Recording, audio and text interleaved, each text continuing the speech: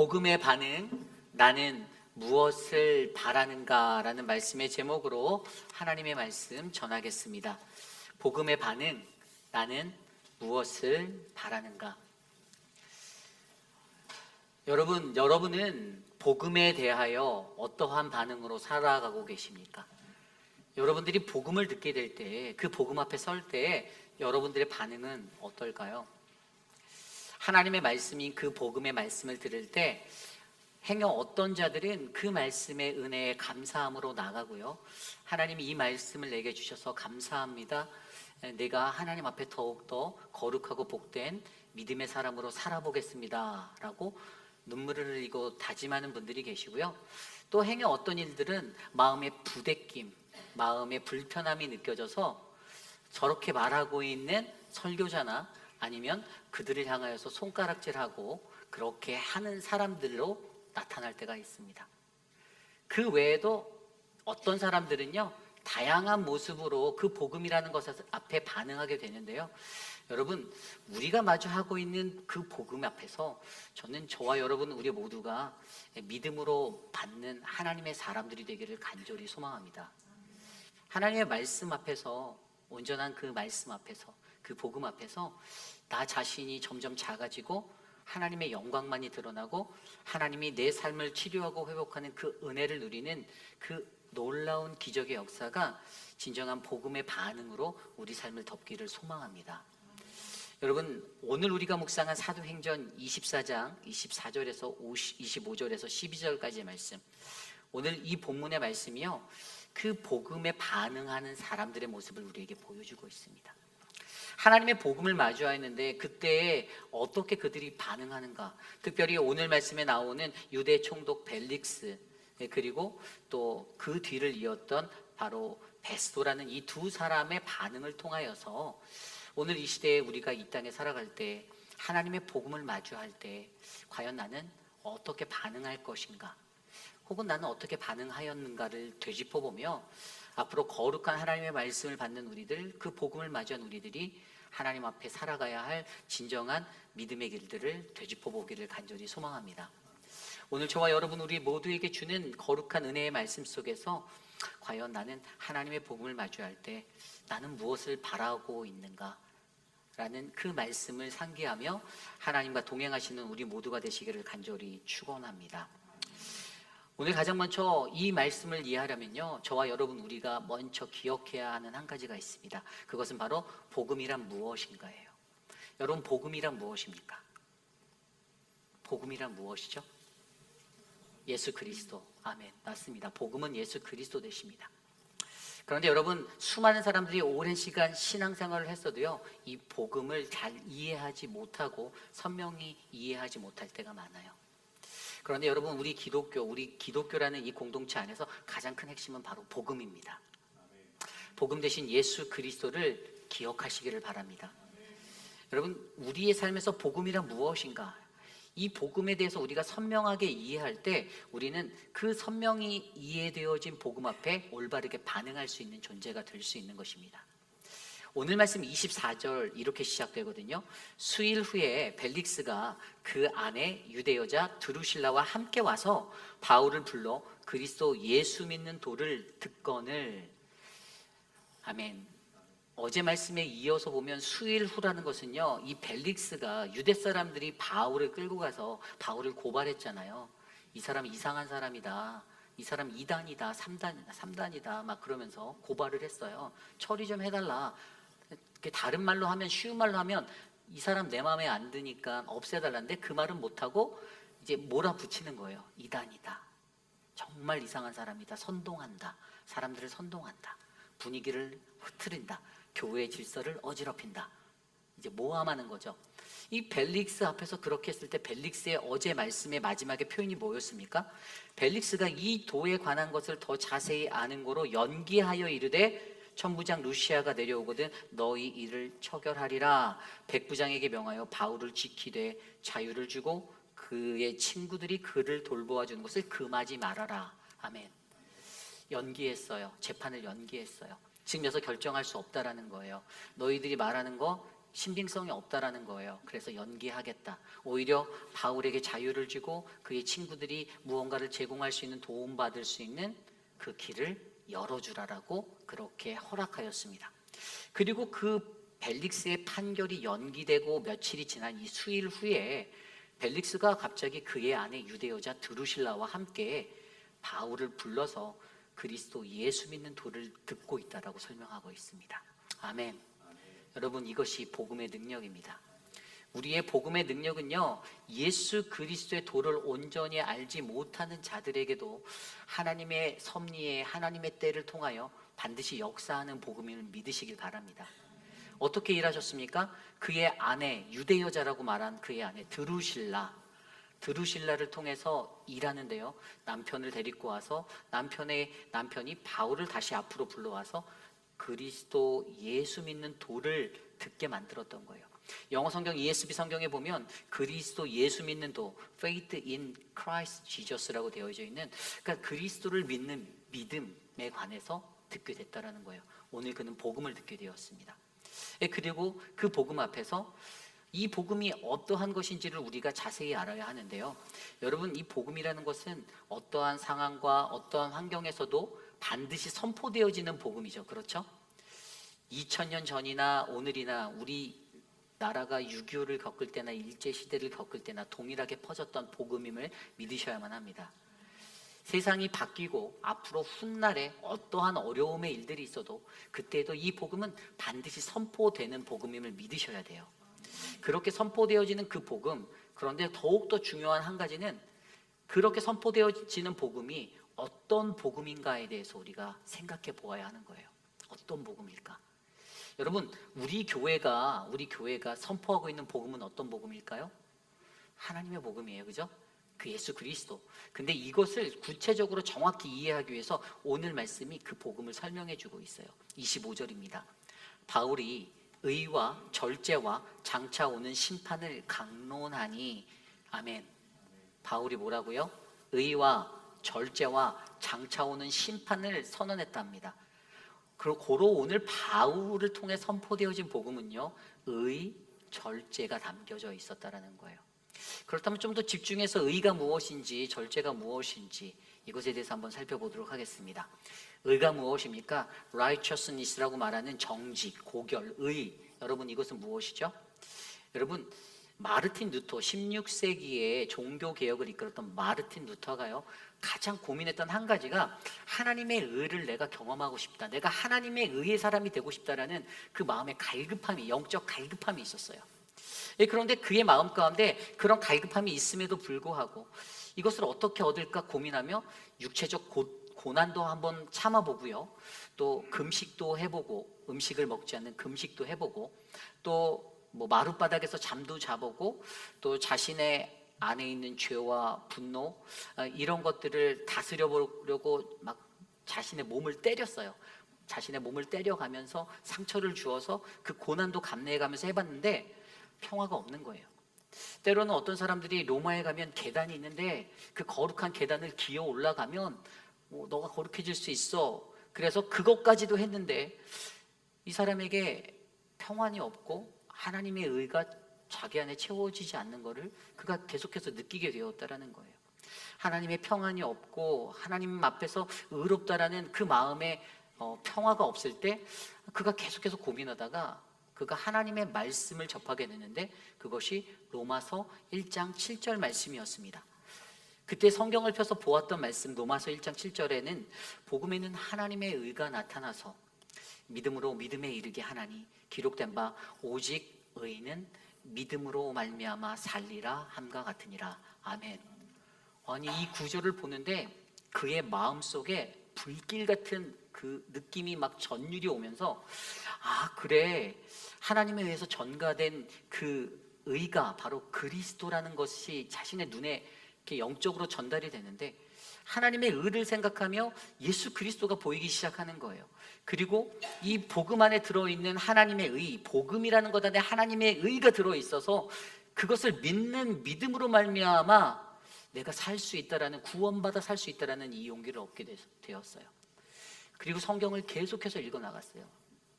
로마서 1장 17절을 지나서 3장 21절 22절에 가니까 이 구절이 보이는 거예요. 이제는 율법 외에 한 의가 나타났으니 율법과 선지자들에게 증거를 받은 것이라 곧 예수 그리스도를 믿음으로 말미암아 모든 믿는 자에게 미치는 하나님의 의인이 차별이 없느니라. 아멘. 이제 마르틴 루터의 마음속에 하나님의 의가 무엇인지 정확히 들어오게 되었습니다.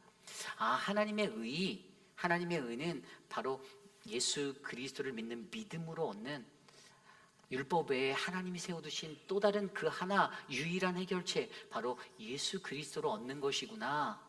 그러므로 예수 그리스도를 내가 믿을 때 내가 평화를 얻고 하나님의 의의 사람이 될 수 있겠다라는 결론을 내리게 되었습니다. 그렇습니다, 여러분. 이 마르틴 루터가 고민했던 그 하나님의 의, 여러분, 이것은 바로 예수 그리스도이십니다. 우리가 이 하나님의 의를 온전하게 이해하지 못할 때 우리는 이 믿음의 경지를 이루려고 이상한 다른 방법으로 수없는 길들을 하고 수행을 하고 내 몸을 치고 아무리 다 해도 그 평안을 절대 찾을 수 없다라는 거예요. 결국에 가장 중요한 건 하나님께서 주신 복음의 안에 넣어놓으셨던 바로 율법의 한이 바로 예수 그리스도를 믿는 믿음으로 말미암아 내가 하나님의 의로움, 그 구원을 얻을 수 있다라는 이 믿음을 우리가 이해하셔야 된다라는 거죠. 그래서 사도 바울도 이러한 것들을 보고 이렇게 고백합니다. 갈라디아서 2장 16절 사람이 의롭게 되는 것은 율법의 행위로 말미암음이 아니요 오직 예수 그리스도를 믿음으로 말미암는 줄 알므로 우리도 그리스도 예수를 믿나니 이는 우리가 율법의 행위로서가 아니고 그리스도를 믿음으로써 의롭다함을 얻으려 함이라. 율법의 행위로서는 의롭다함을 얻을 육체가 없느니라. 아멘. 그렇습니다. 그러니까 여러분 결론적으로요, 오늘 사도 바울이 벨릭스와 그의 아내 앞에서 선포했던 말씀의 1번 핵심이 뭐였다고요? 의예요. 바로 의, 예수 그리스도. 그들이 전하였던 그 복음의 수많은 말들이 어떤 말인지 제가 이해할 수는 없지만 제가 유추하기로는 분명히 그는 예수 그리스도를 믿으십시오라는 이 의에 관해서 전달했다라는 거예요.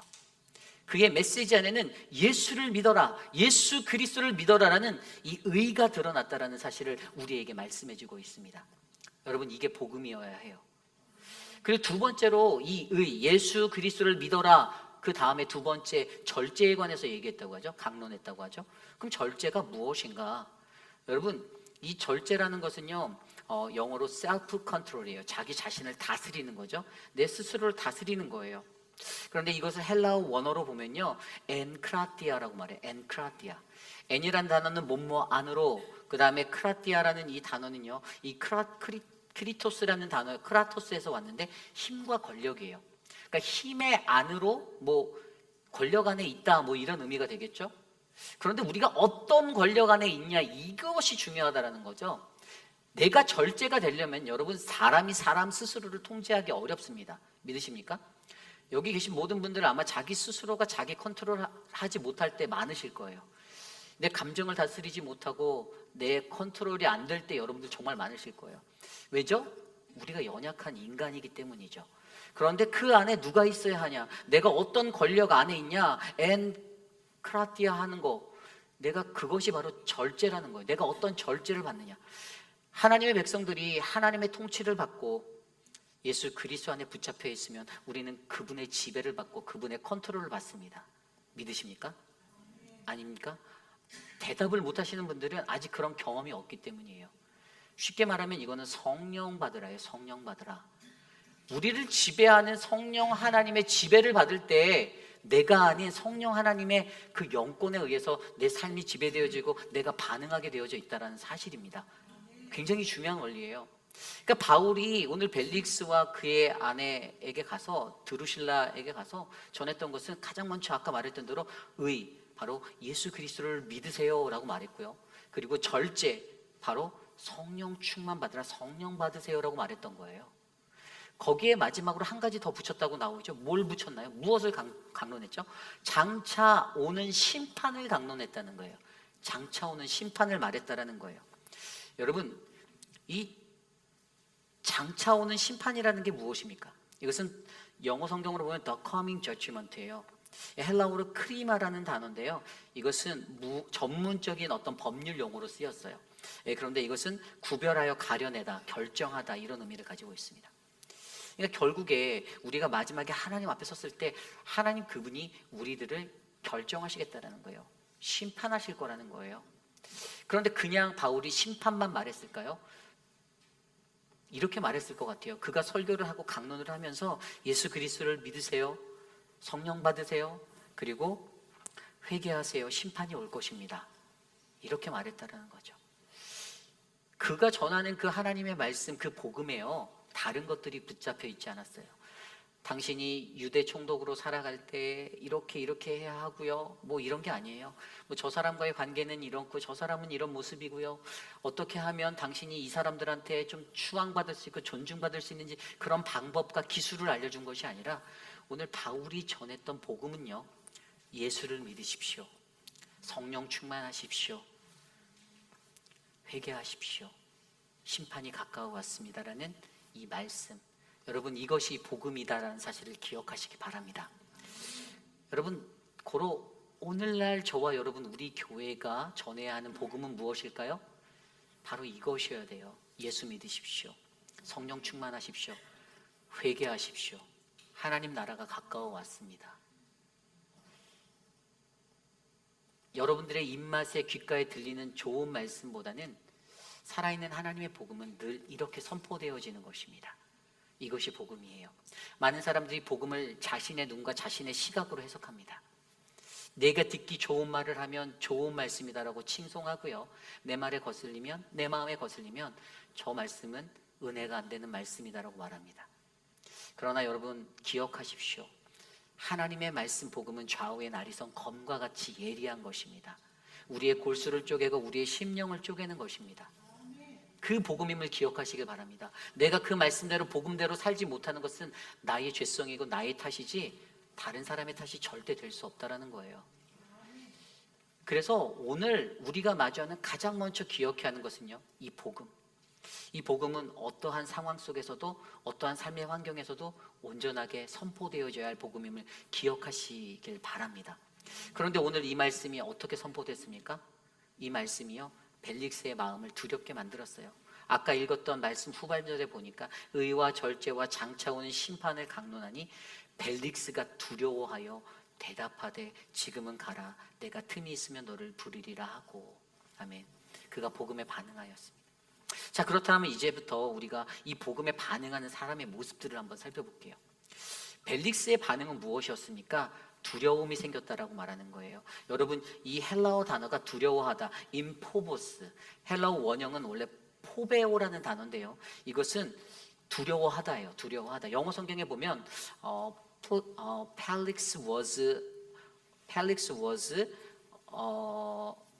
alarmed라고 되어 있어요. 이게 뭐냐면 이 사람이 경각심을 느낀 거예요. 막 자기 혼자 어떤 상황 속에서 자기가 두려움을 느끼게 된 건데 왜 이렇게 됐는가? 결국에 벨릭스의 삶을 보면 이것을 알 수 있어요. 여러분 벨릭스라는 사람은 어떤 사람이었냐면 지금은 유대 총독이지만 원래 노예였어요. 노예. 그가 로마 황제의 노예였습니다.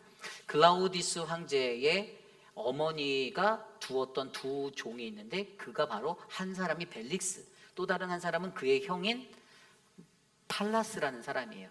이 두 형제가 그 어머니 안토니오의 종으로서 노예로서 섬기고 있었어요. 그런데 황제의 눈에 들었어요.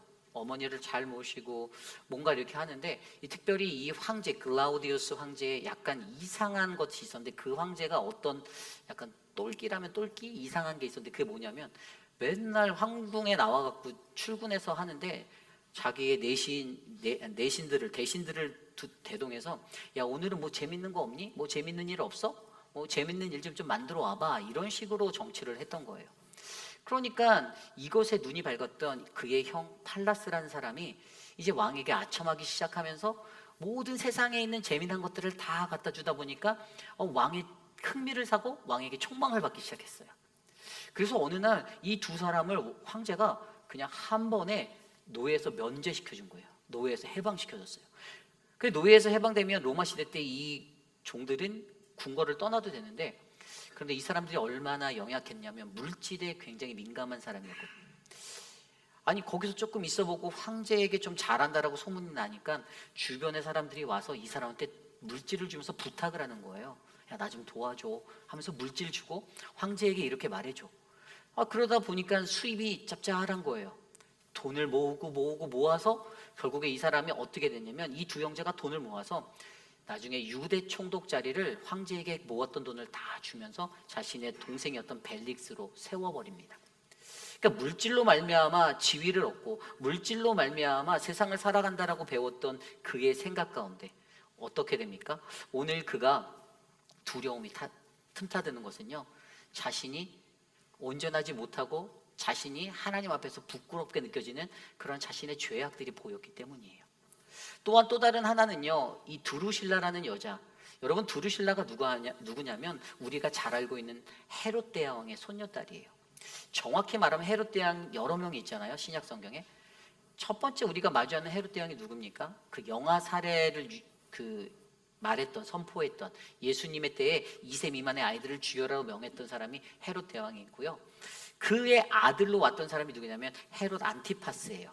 이 사람은 마태복음 14장에 나오는 사람, 아마 기억하실 거예요. 헤롯 안티파스가 우리가 마태복음 배울 때 배웠는데 기억나십니까? 그때 그 자신의 빌립, 이복 형제의 아내를 이렇게 취해갖고 했던 기억나실 거예요. 그 사람이 바로 헤롯 안티파스예요. 그리고 그 바로 밑에가 헤롯 아그리빠라는 사람이 있습니다. 이 사람은 우리가 잘 아는 사도행전 12장에서 야고보를 죽였던 왕입니다. 그 헤롯이에요. 그런데 바로 이 사람의 딸이 바로 오늘 말씀의 드루실라예요. 그러니까 여러분, 이 드루실라의 여자의 삶의 이력도 들여다보면 어떤 이력이 있는지 아세요? 이 여자는 처음에 결혼했을 때요, 이게 초혼이 아니에요. 원래 그 드루실라는 코마겐의 왕자 에피파네스와 약혼을 했었어요. 근데 그가 할례를 받지 못하겠다는 이유로 그 약혼이 파혼되고 15살의 나이에 그 에메사의 왕 아지주스와 결혼을 해서 살았어요. 왜냐하면 그 왕이 할례 받겠다고 수락을 했거든요. 그렇게 가정을 이루고 살고 있다가 이 벨릭스가 이 여인이 마음에 들어서 자신의 사람들을 동원하여서 이 여인을 꼬셨고, 그래서 지금 이렇게 이 여인이 벨릭스에게 와서 아내가 돼서 살아가고 있었던 거예요. 그러니까 정확히 보면요, 오늘 이 두 사람이 들었던 복음 앞에서 그들은 하나님의 의라는 것에 대해서 머리가 흔들리기 시작했어요. 하나님의 의가 자신들에게는 없었거든요. 나에게는 물질의 탐욕과 이런 것들만 가득했거든요. 그리고 절제도 없었어요. 욕망에 넘쳐서 그냥 기존의 남편도 버리고 자신의 것을 따라서 살았거든요. 얼마나 지저분하게 자기가 살았는지 본인 스스로가 아니까 두려운 거예요. 그래서 오늘 벨릭스가 두려워하였던 것은 자신의 삶이 하나님의 복음 앞에 마주되어지니까 두려웠어요. 근데 여기서 이 사람의 두려움이 정말로 회개로 이어지고 깨달음으로 가서 변화되면 너무 좋은데 그러지 못했어요. 오늘 말씀을 들여다보니까요, 26절 말씀에 뭐라고 말합니까? 동시에 또 바울에게서 돈을 받을까 바라고 고로 더 자주 불러 같이 이야기하였더라. 27절입니다. 이태가 지난 후에 보르기오 베스도가 벨릭스의 소임을 이어받으니 벨릭스가 유대인의 마음을 얻고자 하여 바울을 구류하여 두니라. 아멘. 그 사람이요, 이 두려웠던 마음이 그냥 거기서 잠깐이었어요. 잠깐. 그리고 나서 다시 일상으로 돌아와서 처음처럼 어떻게 합니까? 바울에게 돈을 요구하는 거예요. 내가 무슨 돈을 바라고. 어떤 돈이죠? 바울이 어떤 사람인지 소식을 들었어요. 이방 교회들에서 예루살렘 교회를 돕기 위해서 헌금을 가지고 왔다는 얘기를 들은 거예요. 자기의 본성이 드러나서 그래, 그 물질이다, 좀 나에게 주지 않을까? 내가 딜할 수 있지 않을까? 그래서 매일같이 그를 불러서 얘기하고 그렇게 몇 년이 흘렀다고요? 2년이요. 2년 동안 판결 내리지 않고 이것만 계속 질질질 끌고 갔던 게 바로 벨릭스였어요. 자, 그렇다면 우리가 여기서 바라볼 수 있는 게 무엇이죠? 오늘 벨릭스의 삶에는 무엇이 목적이 되어져 있습니까? 벨릭스는요, 물질이 목적인 삶이었습니다. 그가 잠깐 두려워했던 것은 자신의 죄가 보였기 때문이라서 망설였지만 그는 얼마 못 가서 원상복귀되고 똑같은 죄 가운데 거닐었던 사람이에요. 삶의 목적이 그가 어디에 두었는가? 그래서 여러분, 우리가 하나님의 복음 앞에 반응하게 될 때 가장 먼저 처음으로 알아야 하는 한 가지가 무엇인지 아십니까? 그것은 하나님의 시간 안에서 나를 바라보아야 한다는 것이에요. 하나님의 시간 안에서 나를 바라보라. 오늘 벨릭스가 아까 말할 때 어떤 말을 했냐면, 벨릭스가 두려워하여 대답하되 지금은 가라. 내가 틈이 있으면 너를 부르리라 하고. 내가 틈이 있다. 영어 성경에는 opportunity, 기회라고 나와 있어요. 헬라어 원어 성경에 보니까 카이로스라는 단어로 쓰여졌습니다. 카이로스가 뭐죠? 시간이에요. 때, 하나님의 때. 들어보셨죠? 그는 그것을 틈이라고 말했어요. 벨릭스의 인생에는 그 틈이 없었다라는 거예요. 하나님의 시간에 관한 틈이 없었다라는 거예요. 크로노스에 내 시간을 살고 내 삶을 살고 물리적인 내 삶을 주도해 나갈 그런 여유는 있었는데, 하나님의 시간에 하나님 앞에 드릴 그 틈은 없어서, 야, 내가 지금 틈이 없으니까 나중에 내가 너 기회 될 때, 틈 될 때 부를게, 이렇게 말해서 바울을 돌려보낸 거예요. 저와 여러분, 우리 모든 믿는 이들은요, 하나님의 시간을 살아가는 사람들입니다. 믿으십니까? 혹시 여기 계신 여러분들이 나는 내 시간을 살고 있는데 라고 생각하시는 분이 계시면 조금 더 기도하셔야 돼요. 우리는 하나님의 시간 속에서 하나님의 시간을 사는 거예요. 히브리인들이 가졌던 두 가지 시간의 관념, 카이로스와 크로노스. 카이로스는 바로 수직적인 시간이고 크로노스는 수평적인 시간이잖아요. 나의 물리적인 시간이잖아요. 하나님이 내게 주신 시간이라는 거예요. 이 관념이 저와 여러분 우리들에게 있어야 된다는 거예요. 벨릭스는 그것이 없었기 때문에 하나님의 시간을 살아가면서 하나님의 시간 속에 거하면서도 나의 시간을, 나를 바라보고 있는 거예요. 나의 시간이라고 고집하는 거예요. 결국에 하나님의 시간 속에서 내가 하나님이 내게 주신 시간임을 내가 인지하고 살아가는 사람들은요, 그 모든 것이 하나님의 뜻대로 이루어지기를 바라는 사람이 될 수 있다는 것이에요. 여러분, 저와 여러분들이 잘 알고 있는 사도 바울이요, 에베소서 5장 16절에 이런 말씀을 합니다. 세월을 아끼라. 때가 악하니라. 기억하십니까? 이 세월을 아끼라는 단어를 보니까 making the best use of time이라고 되어 있어요. 최고의 시간을 만들어라는 거예요. 어떤 최고의 시간일까요? 나를 위한 최고의 시간? 내가 이 세상에서 편안하고 내가 행복해할 수 있는 나의 그런 축제의 시간? 아니요. 저는 바울이 그런 의미로 이 말씀을 때를 아끼라라고 전했다고 생각 안 해요. 바울은 하나님의 시간을 너무 잘 알았거든요. 바울은 지금 이 시간이 하나님의 시간임을 너무나도 깊이 있게 이해했기 때문에 그의 고백은 때를 아껴, 세상이 너무나도 악하고 세월을 아껴야 돼 라고 말하는 그 고백, 그것이 어디서 나오냐? 바로 그 다음 에베소서 5장 17절에 이렇게 기록되어져 있어요. 그러므로 어리석은 자가 되지 말고 오직 주의 뜻이 무엇인가 이해하라. 아멘. 하나님의 뜻이 무엇인가 이해하는 사람이 하나님의 시간을 살아가는 사람의 모습이다라고 바울이 전하고 있습니다. 하나님의 시간 속에서 하나님의 뜻을 이해하고자 노력하는 거예요. 내 인간적인 생각과 내 뜻대로, 내 마음대로, 내가 원하는 대로 살아가는 게 아니라 하나님의 때에 하나님의 말씀 안에서 하나님의 시간을 마주할 수 있는 그 인생, 그 인생이 복음의 온전한 반응을 일으킬 수 있는 사람이라는 것입니다. 저는 성경을 들여다보다 하나님의 시간을 가장 잘 이해하고 하나님의 때를 이해하고 살았던 사람 한 사람이 생각났습니다. 누굴까요? 노아예요. 노아가 방주를 지었다라고 성경에 기록된 것을 가지고 뭐 120년이다라고 말하는 6장 3절, 창세기 6장 3절에 기록된 거 가지고 120년이라 말하는 사람이 있는데, 제가 전에도 한번 말씀에서 설명드렸듯이 그게 120년이 아니고 뭐 80 몇 년, 90 다 달라요. 그런데 여러분, 그 시간적인 타이밍이 얼마이든 이것이 중요한 게 아니라, 여러분, 우리는 하루 이틀도 기다리기 힘들잖아요.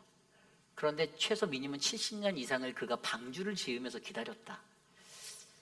동네 사람들이 밑에서 손가락질하고 흥청흥청 노는 거 다 보이는데 그의 마음 가운데 저기 가서 막걸리로 목을 축이고 싶은 생각이 안 들었을까요? 들었을 거라고요. 힘들었어요. 그런데도 그가 묵묵하게 산봉우리 위에서 방주를 지었던 것은, 그는 내가 오늘 살아가는 이 시간이 하나님의 시간임을 인정하기 때문이다라는 믿음 때문이죠.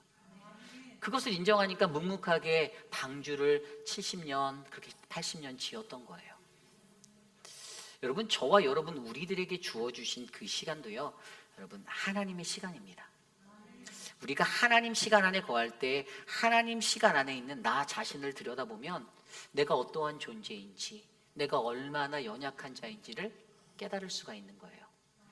그리고 그것으로 말미암아 우리는 복음 앞에서 온전한 반응을 할 수 있는 자가 되는 것입니다.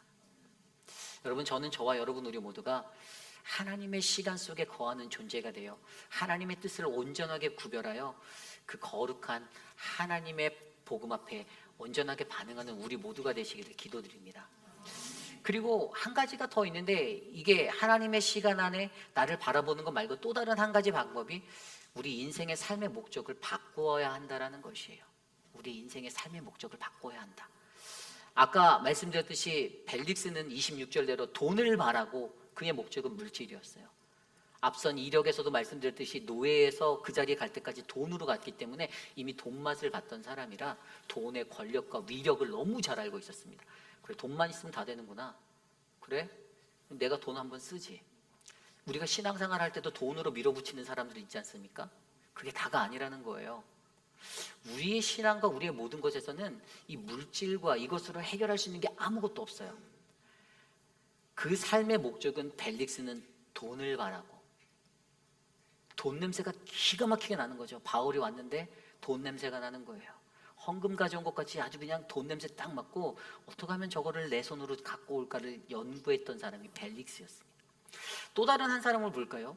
2년 뒤에 그의 후임으로 그 자리로 차고 들어온 사람이 바로 보르기오 베스도라는 사람이었어요. 그런데 이 보르기오 베스도는 27절에 뭐라고 나와 있습니까? 유대인의 마음을 얻고자 하여 바울을 구류하여 두었다. 그의 목적이 뭡니까? 유대인의 환심을 사는 것. 어떤 생각이 있었을까요? 그 당시 이 유대 총독은 로마 황제가 임명하는 거예요. 근데 그 당시 정치 제도 안에 사람들이 소원 수리하면 마이너스였어요. 마이너스. 그에게 좋은 점수가 되지 못해요. 그래서 나중에 황제 명에 따라 이제 바뀔 수가 있는 거예요. 갈아치울 수가 있는 거예요. 그런데 보아하니까 자신의 앞선 사람들도 유대인들이 소원술이 써서 이게 갈린 것 같거든요. 자기가 이 럭키를 얻은 것 같은데, 그래, 나는 그럼 저 사람들의 비위를 좀 맞춰보자. 저 사람들이 나를 싫어하면 안 되고 나를 미워하면 안 되니까 유대인들의 비위를 맞추려고 하였던 거예요. 그러다 보니 오늘 그가 가지고 있었던 자신의 삶의 목적도 유대인의 마음을 얻고자 함이라고 기록되어져 있는 겁니다. 오늘 그 이후에 25장 1절부터 이후의 말씀을 볼까요? 베스도가 부임한 지 3일 만에, 며칠 되지도 않는데 3일 후에 가이사랴에서 예루살렘으로 올라갔더니 대제사장들과 만나게 됩니다. 그리고 그들이 부탁을 하죠. 베스도에게, 당신의 힘으로 바울을 예루살렘으로 옮겨주십시오. 우리가 사내들인 공의에서 이 사람을 심판하겠습니다. 그때 아마 멈칫했어요. 그런데 이제 본인이 부임한 지 3일밖에 안 됐으니까 가오는 잡아야겠고, 그래서 뭐라고 말하냐면, 당신들이 팀을 꾸려서 가이사랴로 내려오십시오. 그러면 내가 그것에 맞게 처우하겠습니다. 이렇게 했어요. 그리고 나서 그렇게 바로 돌아가자마자 그 뒤에 말씀에 나온 대로 바울을 데려오라고 명합니다. 6절에. 그리고 그가 나오자마자 예루살렘에서 내려온 유대인들과 둘러서서 그들과 여러 가지 중대한 사건을 가지고 그들이 고발하고 얘기하는데, 이 증거는 또 찾지 못하는 거예요. 그러니까 이 사람 마음속에 근심이 생겼어요. 그래서 후에 뭐라고 말합니까? 바울한테 물어봐요. 바울이 변명할 때에 너 예루살렘에 올라가서 심판받을래라고 9절에 물어봐요. 이미 그의 마음속에서는 차라리 유대인들에게 그냥 밀어주는 게 내가 통치하기 편하겠다라는 것이 흘러가는 거예요. 증거를 찾지 못함에도 너 유대 예루살렘으로 올라가서 저들에게 사내들이 내서 심판받아를 말했던 거죠. 여러분, 베스도의 삶의 목적도요, 그의 인생의 목적도요, 결국엔 한 가지, 유대인의 마음을 얻고자 하는, 그래서 내 자리를 지키고 내 자리를 유지하려는 욕심이 담겨져 있었다는 겁니다. 그래서 여러분, 우리가 이 말씀에서 이해해야 하는 것은요, 하나님의 복음, 아까 말씀했던 의와 절제와 장차 오는 심판의 온전한 복음을 마주하였을 때 우리가 이상한 목적을 가지고 살아가면, 돈을 바라고 유대인의 마음을 얻고자 하는 다른 곳에 마음이 있다라면 하나님의 뜻이 우리 안에서 절대 일어나지 않음을 기억하시길 바랍니다. 여러분, 오늘 말씀에서 이 두 가지가 굉장히 중요해요. 하나님의 시간 안에서 나를 바라보고 내 삶의 인생의 목적을 바꿀 수 있는 용기가, 담대함이 내게 있는가? 그것에 따라 어떻게 됩니까? 복음에 올바르게 반응하는 온전한 반응을 할 수 있는 거죠. 그렇죠.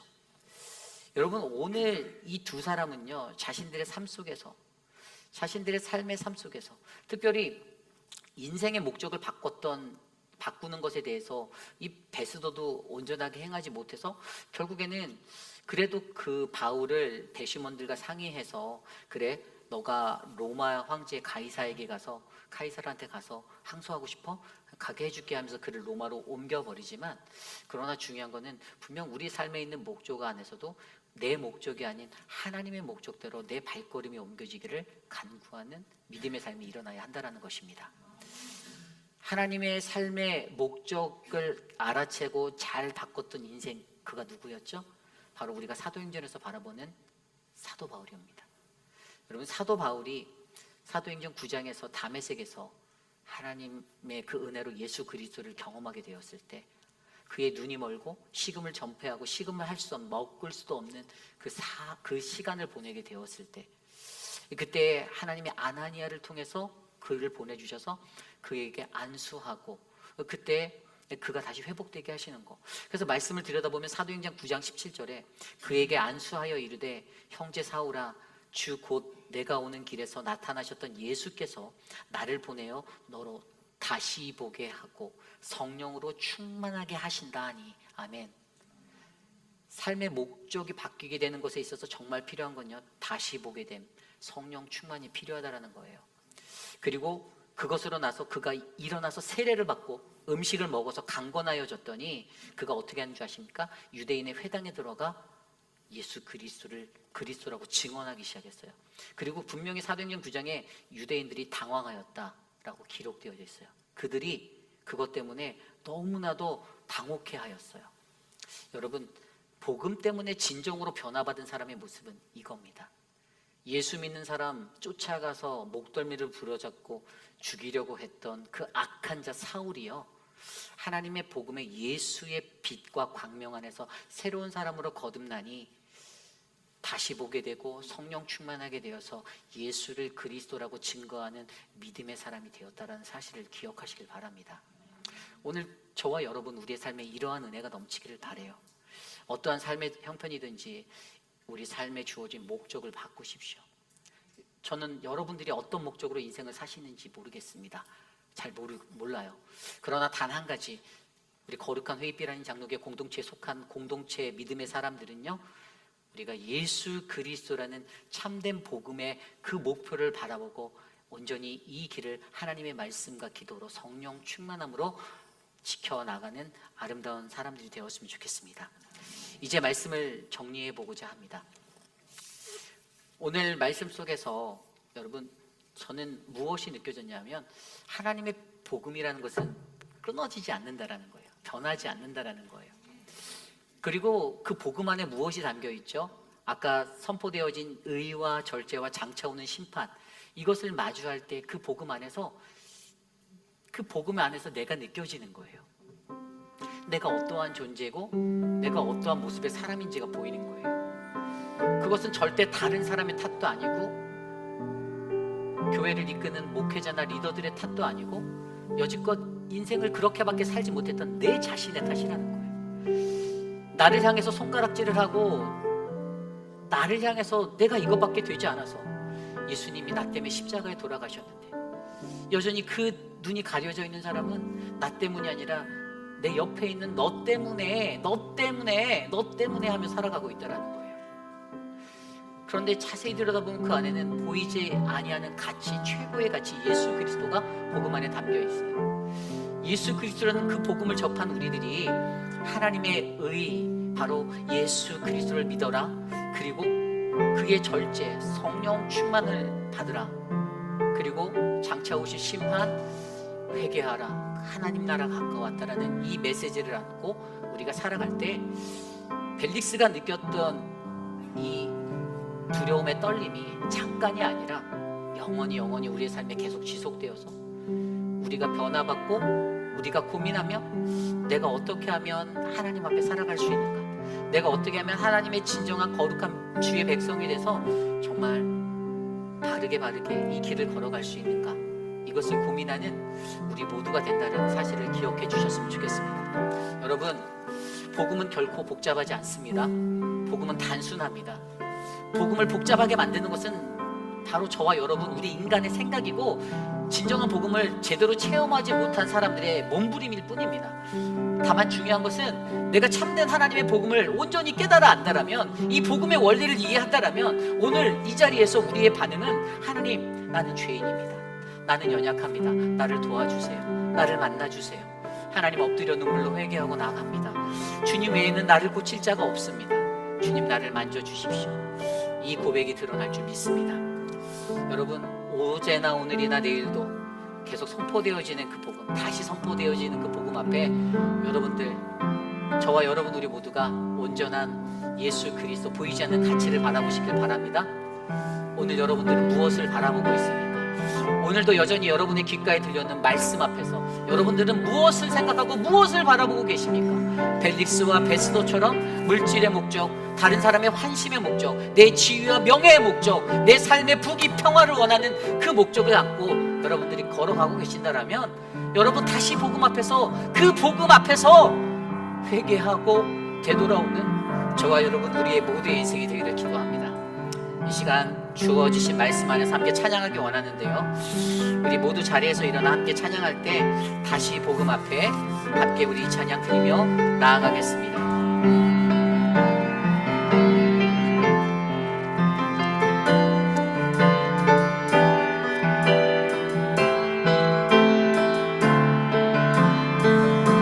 함께 찬양합니다. 많은 이들 말하고, 많은 이들 말하고, 많은 이들 노래는 하지만 정작 가지 않는 길, 두려운 생각보다 많이 힘들고 험한 길보다 그저 말로만 가려기에 점점 멀어져만 가네. 내게 생명 주었던 그님, 점점 이용하려 하네. 내게 사랑 주었던 그님, 다시 복음 앞에, 다시 복음 앞에 내 영혼 선에 주님 만나 그때 나 다시 돌아가 주님께 예배 드리며 다시 십자가의 길 걸으리. 다시 한번 찬양할까요? 많은 이들 말하고, 많은 이들 말하고, 많은 이들 노래는 하지만 정작 가지 않는 길, 두려운 생각보다 많이 힘들고 험한 길보다 그저 말로만 가려기에 점점 멀어져만 가네. 내게 생명 주었던 그님, 점점 이어가려 하네. 내게 사랑 주었던 일, 다시 복음 앞에, 다시 복음 앞에 내 영혼 손에 주님을 만났던 그때, 주님 만난 그때 나 다시 돌아가 주님께 예배 드리며 다시 십자가의 길 다시 복음 앞에, 다시 복음 앞에 내 영혼 손에 주님 만난, 주님 만난 그때 나 다시 돌아가 주님께 예배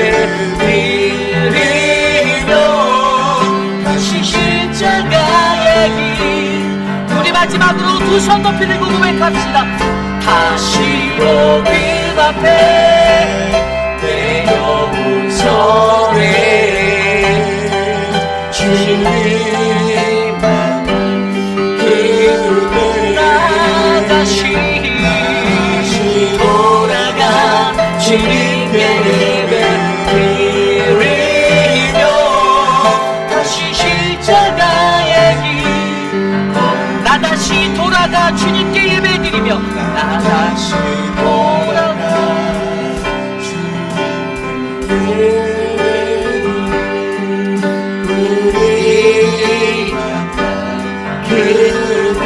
나 다시 돌아가 주님께 예배 드리며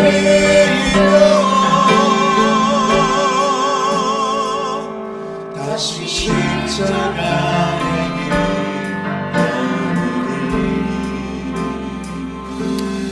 우리 시간 함께 기도하기 원합니다. 여러분, 우리 모두는 다 죄인입니다. 이 자리에 있는 어느 한 사람도 나는 죄인이 아니다라고 그렇게 말할 수 없습니다. 하나님의 복음 앞에서 우리가 어떻게 하는가, 그것은 바로 내가 오늘 하나님의 시간 안에서 나는 어떠한 존재인지를 올바르게 바라보고 있는지, 하나님이 내게 주신 그 시간 속에서 내가 어떠한 하나님의 뜻을 구하고 하나님의 뜻을 인지하고 살아가는지, 하나님이 주신 이 인생 가운데 내 인생의 목적이 무엇인지를 올바르게 알아 우리 앞에 선포되어진 복음, 바로 예수 그리스도를 믿어라, 성령 충만하여라, 회개하라, 심판이 가까워왔다라는 이 메시지에 반응하는 삶이 진정한 복음의 사람입니다. 저는 이곳에 계신 저와 여러분 우리 모두가 하나님의 그 복음 앞에 온전히 선 믿음에 건속되기 원합니다.